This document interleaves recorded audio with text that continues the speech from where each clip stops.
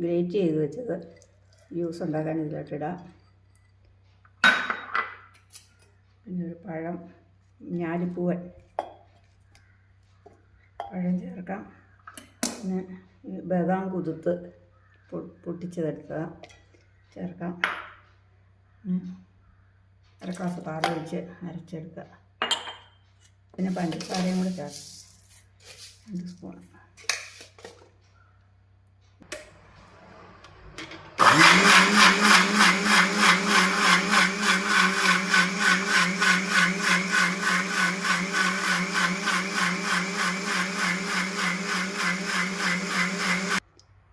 Carrot juice അടിച്ച് 2 ഗ്ലാസ്സിലോട്ട് വരാം.